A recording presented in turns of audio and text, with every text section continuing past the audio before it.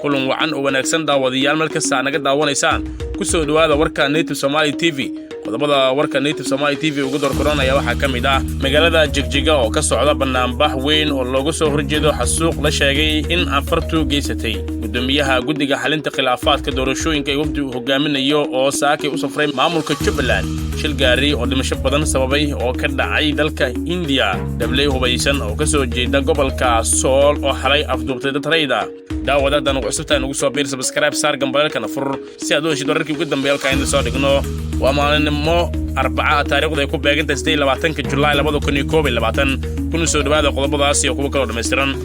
dablay hubaysan oo ka soo jeeda gobolka Sool ayaa xalay deegaanka Aroli ee gobolkaas ka afduubtay dad rayd ah oo ka soo jeeda magaalooyinka Burco iyo Berbera ee Somaliland dadkan raydka ah ayaa la afduubtay xilli ay socdaal kaga yimaadeen beeraha xilan oo ka tirsan degmada Taleex ee gobolka Sool dablayda afduubka geysatay ayaa sida wararku sheegayaan lahib ah nin lagu magacaabo Cabdikariin Ali Nuur kaas oo muddo bil ku xirnaa magaalada Berbera Cabdikariin Ali Nuur oo dhashay gobolka Sool ayaa Somaliland xirtay kadib markii uu dheer jeer warbaahinta dhaliilo ka jeediyay gudoomiyaha guddiga xalinta khilaafaadka doorashooyinka Soomaaliya Cabdullaahi Abyan Nuur iyo wafdi hogaaminayo ayaa saaka u safray dowlad goboleedka Soomaaliyeed ee Jubaland xubnaha guddiga xalinta khilaafaadka doorashooyinka ee ku wajahan Jubaland oo ka kooban 5 xubnood ayaa goobjoog ka noqon doona doorashada aqalka sare ee sanatarada ka soo baxaya dowlad goboleedka Jubaland oo maalinta Khamiista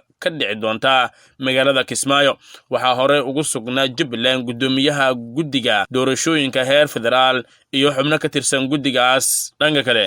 madaxweynaha maamulka Jubaland Axmed Maxamed Islaam ayaa maanta soo saaray liiska musharaxiinta qaar kamid ah kuraasta xubnaha aqalka sare ee Soomaaliya ee laga soo dooranayo Jubaland Axmed Madoobe ayaa shaaciyay magacyada 9 musharax oo u tartami doona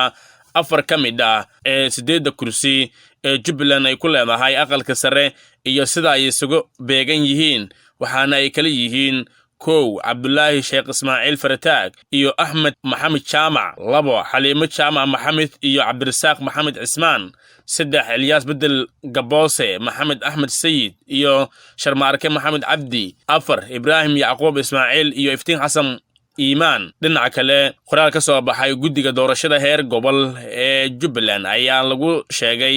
in doorashada aqalka sare ee Jubaland ay dhacayso 29 July qoraalka ayaa lagu xusay ay tahay maalinta qabashada codsiyada ee diiwaangelinta musharaxiinta shirkadda soo saarta dawooyinka ee Bontage oo laga leeyahay Jarmalka ayaa shaacisay in ay soo saarayso talaalkii ugu horeeyay ee xanuunka duumada ama malaariyada iyagoo adeegsanaya tiknoolajiyada ay ku soo saareen talaalka looga hortegayo viruska corona shirkadda ayaa tijaabada talaalkan bilaabi doonta sanadka soo socdan tiknoolajiyada mRNA ayaa si sahlan u soo saarta talaalada waxayna qayb weyn ku leedahay dhanka wax soo saarka talaalada kala duwan shirkadda Bontage iyo shirkadda ay iskaashadaan Pfizer ayaa talaalkooda COVID-19 ku soo saaray muddo ka yar 1 isbuuc shirkadda ayaa haatan doonaysa in ay soo saarto talaalka xanuunka malaariyada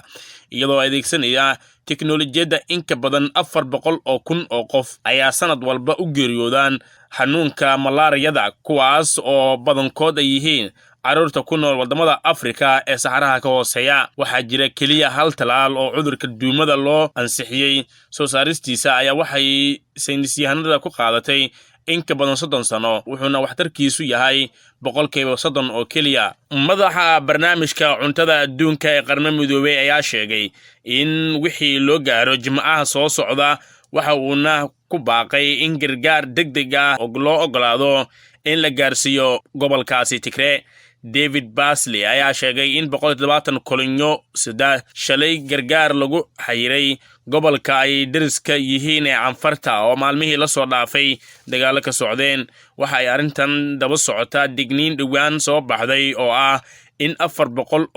oo qof oo ku nool gobolka Tigray ay wajahayaan xaalad macluul ah oo halis ah kadib muddo 9 bilood ah oo dagaal halkaas ka socday waxa muuqata in wali aanan la tixgelinin baaqyada caalamiga ah ee wada hadal iyo xabad joojin lagu soo afjaro colaadda gobolka Tigray. Wararka ka imaanaya degmada Garbaciise ee waddanka Itoobiya ayaa sheegaya in shalay mar kale uu halkaas ka soconayo dagaal qaraar oo u dhexeeya Soomaalida iyo Anfarta. Soomaalida waxa ay sheegayaan in ay dagaalkan ku gacan saarayaan oo qayb ka mid ah magaalada ay haatan gacantooda ku jirto, hase yeeshee weli wax war ah kama hayno dhinaca Anfarta. Sidoo kalena ma jirto cid madax bannaan oo arrintaas xaqiijin karta. Dagaalka ka socda Garbaciise tan iyo Sabtidii ayaa la sheegay in ay ku dhinteen dad badan oo rayid ah. Dhanka kale, magaalada Jigjiga ee xarunta dowlad deegaanka Soomaalida Itoobiya waxaa saaka ka socda banaanbax weyn oo lagu soo horjeedo xasuuq la sheegay in Anfar ka geysteen gobolka City. Dowladbaxayaasha ayaa ka caraysan weerarkii maleeshiyaadka Anfarta ku qaadeen deegaanka lagu magacaabo Garbaciise oo ka tirsan gobolka City, halkaas oo lagu laayay dad rayid ah. Dumar iyo caruur badan ayaa sida la xaqiijiyay lagu laayay weerarkii u dambeeyay ee Anfartu ku qaaday tuulada Garbaciise, inkastoo markii dambe laga saaray. Iiraan ayaa Talaadii shalay ahayd sheegtay in ciidamada amniga ay xireen shabakad u shaqaynaysay Israa'iil, isla markaana ay qabatay kayd hub ah oo la doonayay in loo adeegsado xasilooni darro ka dhalata biyo la'aan oo dalkaas ka jirta. Waxaa sidaasi welisay warbaahinta dowladda. Iiraan ayaa inta badan cadowgeeda dibadda sida Israa'iil, Mareykanka iyo Sacuudi Carabiya ku eedeysa in ay qalalaase ka abuurayaan dalka iyaga oo hurinaya dibadbaxyo iyo rabshado. Wararka maanta ka soo baxay dowladda ayaa yimid iyada oo ku dhowaad 2 toddobaad ay dalka ka socdaan dibadbaxyo looga cabanayo biyari oo badankeed ka jirta koonfurta galbeed ee Iiraan, kuwaas oo isku rogay siyaasad kuna faafay qaybo kale. Mas'uuliyiinta ayaa ku eedeeyay mucaarad hubaysan in ay hurinayaan isku dhacyo intii ay socdeen dibadbaxyada. Kooxaha u dooda xuquuqda aadanaha ayaa sheegay in ciidamada amniga ay rasaas ku fureen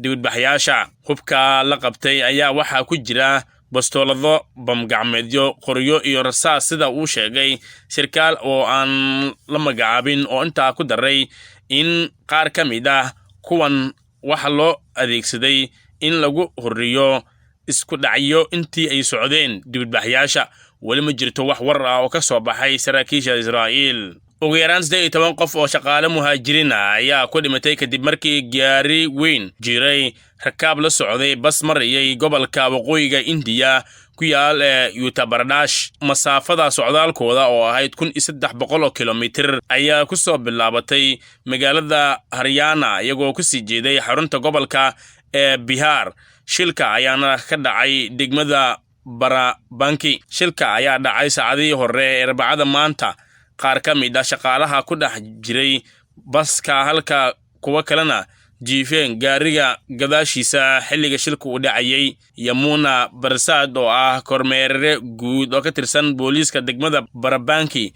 ayaa BBC-da u sheegay in gaariga lagu soo roray wax ka badan tankiisa. Wadaha gaariga baska ah ayaa isku dayay in uu hagaajiyo cilad ku timid gaariga, hase ahaatee waxaa si lama filaana u dulmaray gaari weyn sida ay sheegeen saraakiisha booliiska. Waa shil nasiib darro ah. Basku waxaa la soo saaray 140 qof iyadoo 65 qof oo keliya loogu talagalay. Waxaana qiimeynaynaa xaaladda qoysaska, ayuu yidhi Masar Barsad. Waxa uu intaasi ku daray in baska uusan lahayn dariishad ama daaqad sababtoo ah waxa uu lahaa qaboojiye, taas oo keentay in qaar ka mid ah rakaab wadada bartankeeda jiibsadaan. Ugu yaraan 30 ka mid ah rakaabka oo qaarkood dhaawacyo halis ah qaba ayaa lagu daweynayaa isbitaalka magaalada Barabanki. Ra'iisul wasaaraha dalka India Narendra Modi ayaa Twitter-ka ugu tacsiyeeyay ehelada dadka mashaqada ku habsatay, isagoo ballan qaaday in 200,000 oo rubi u dhiginta $2,686 oo magdhow ah la siin doona qoyska dadka dhintay, halka